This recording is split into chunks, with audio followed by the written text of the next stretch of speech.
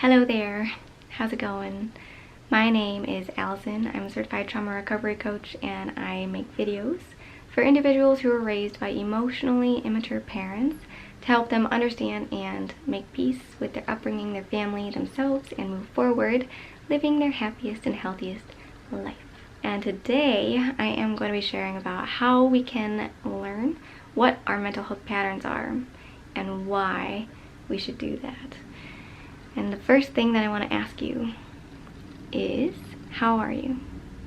And I know that's a pretty basic question, and sometimes we give a pretty basic answer, but mindfulness and the vulnerability to become aware of what the real answer to that question is the first step towards learning what our mental health patterns are. I do want to keep this conversation as concise as possible, but I do want to share context first, and so I'll let you know the reason why I'm sharing this video and how I discovered that this is an important conversation is by having an emotional breakdown. On our journey transitioning from our unstable, chaotic childhood into a stable adulthood, we can have hills and valleys of mental health, of emotional health, of taking action, or laying in bed and watching YouTube videos, you know? And so recently I had a valley, a valley of mental health, if you guys can relate. And I realized in hindsight that there were warning signs leading up to that valley happening, and moving forward I'd really like to be more aware and mindful of how I'm doing day in and day out, so that I can notice the warning signs that I'm approaching a cliff, for example, and instead of fall off the cliff and then realize, oh, now I'm in this valley, I'm in this pit of despair. Instead, I can recognize the cliff and maybe take a few steps back or a side step, kind of maybe jump over the valley by starting to take really good care of myself or do things that I'm not doing, if that's a warning sign. If, I'm not doing the things that I know that I usually am doing, that's kind of a warning sign. I can pick those back up and sidestep the valley. That's the context. That's the why. And now I'll get into the actual steps that I've made so that this conversation can possibly make more sense than it just did in me describing it there. But my mouth is just so dry today, so I've already drank all my water, but I'm gonna take one more sip, and I invite you guys to grab a glass of water while you watch as well, because hydration is just a good thing always. Cheers. So what I came up with in considering this journey into a valley and coming back out of it to a hilltop once again, or maybe for the first time, I don't know. I think that it all boils down to 5 or 6 steps, and I'll let you know what those are now and at the end, and then explain them in the middle. So the first step possibly is an event happening, but that's not always the case. The second step are warning signs that we are headed towards a cliff, towards a valley. The next step is a trigger that you could say is like the edge of a cliff. What the warning signs are leading up to, that boom explodes and has you just fall off the cliff into the valley. The next step are things that we do while in the pit. The next step is things that we do to get out of the pit. Oh, and I guess the next is how to stay up on top, how to maintain hilltop living. So there's an overview, and now let's dive into them. So the first step that I took note of is possibly an event happening. So this could be in your life or in your family's life, or in just the world at large, that leads you into not feeling so good. But why I say that this isn't always the case is because sometimes we have an event happen and then we stay strong and we kind of don't process our emotions and they get repressed and then they come up later. Or without one single event, we have a lot of emotions just stuffed and not processed, and they rise to the surface as we heal or as other things in our life happen or lead us to process those things. And therefore, maybe an event happens, maybe it doesn't, maybe this is just routine. It's just habitual for you to sometimes start just heading downhill kind of for no reason. Or maybe it's habitual for someone to push you in that direction for whatever reason.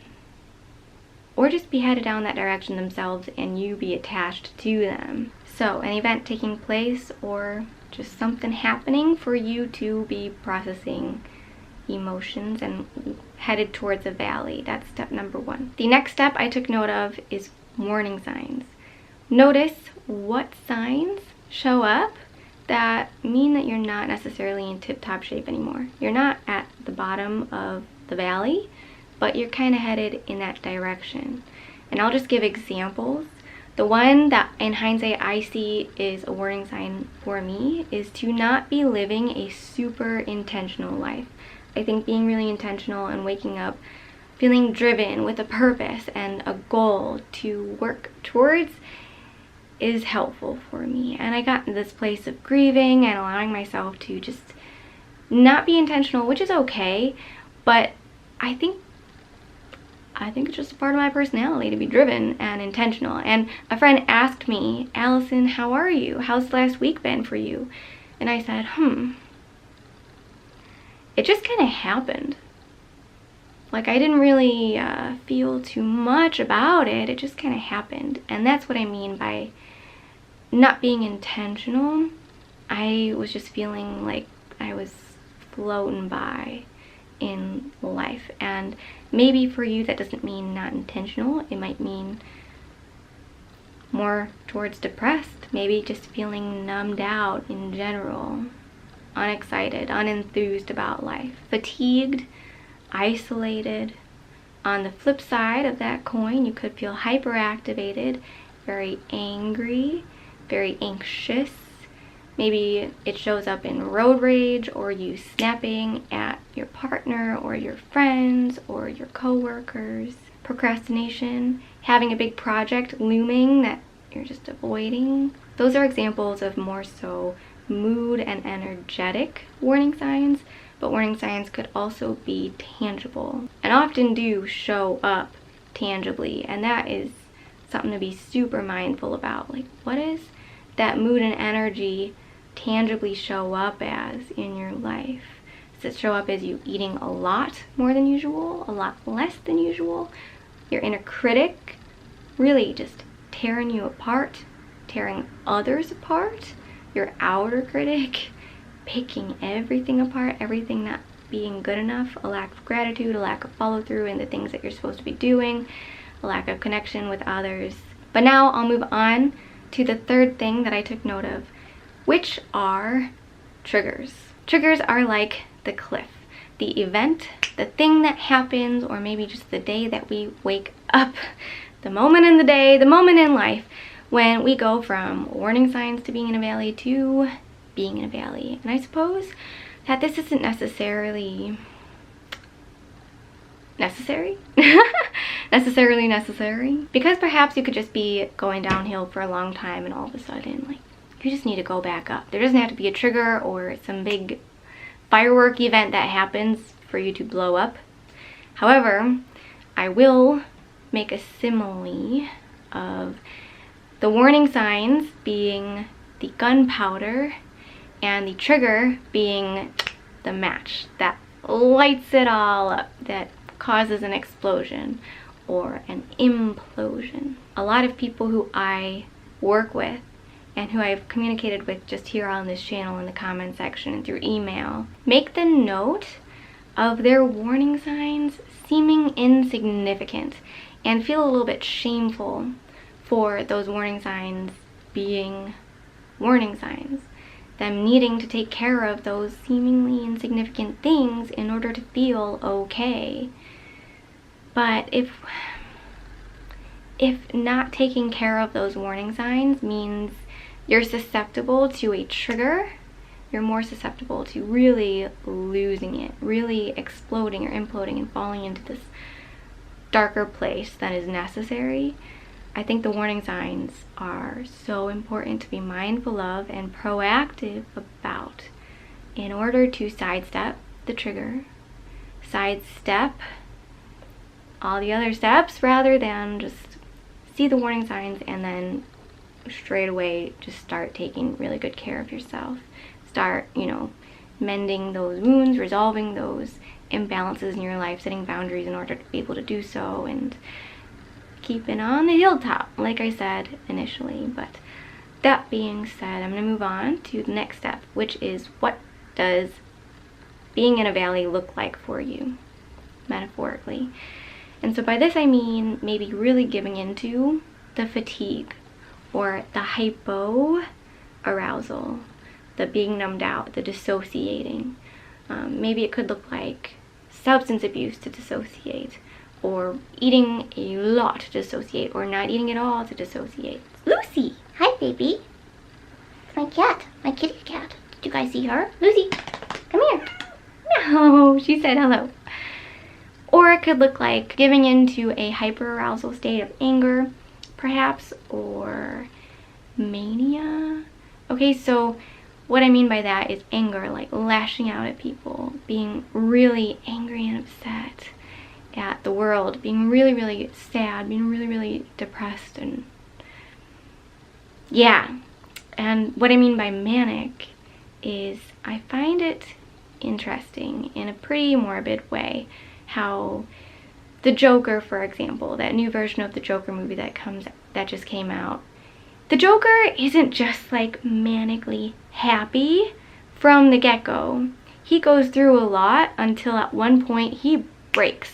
First, they get sad, and then they break and get manic, like that. And maybe it could look like extreme isolation, or kind of waving the white flag. What am I trying to say?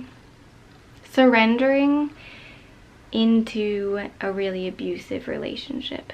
Lucy, stop licking, please. They might be able to hear you. Lucy's bathing herself. And now let's move on to the last step, which is, how can you get yourself out of that valley? What can you do to take care of yourself and then maintain that way of being? And this looks different for everyone. For this point, I'm just going to list examples here. Those are the 6 steps, and I want to remind you again that mindfulness is the first step, and the step to take simultaneous with all of these other steps in between. You have to be mindful to see what your patterns are in each of these different areas, and mindful to take note of what these patterns are in your family's life, and what the pattern is of the dynamic in between the patterns in their life and your life, both outer in the external world and inner in your internal world. I personally did this at a time of being no contact. No contact was really helpful for me gaining clarity around the patterns, especially just regarding who I am as an individual aside from my family, because I was very enmeshed and in the flow of their patterns and just totally unaware of mine. And learning my patterns and how to do the goal, the intention behind why I'm sharing this video. Notice the warning signs and then just take good care of myself and kind of sidestep the valley, or lessen the intensity and the duration of the valley, was easier and is easier with boundaries in place, protecting my individuality and my needs. What a healthy and happy lifestyle looks like for me, aside from my family and everyone else, to be honest. But that being said, you can do this with boundaries, with contact. But mindfulness is a really important thing to keep in mind, and so is interoception. And that is pretty much your perception of being safe, of feeling like you are safe here and now. safe physically, safe to be yourself and seen, heard, understood psychologically, safe to be vulnerable and go after your dreams and things that are above and beyond being safe. Mindfulness of how you're doing and also nurturing your ability to feel safe is another super important thing for individuals who were raised by emotionally immature parents to cultivate in their lifestyle.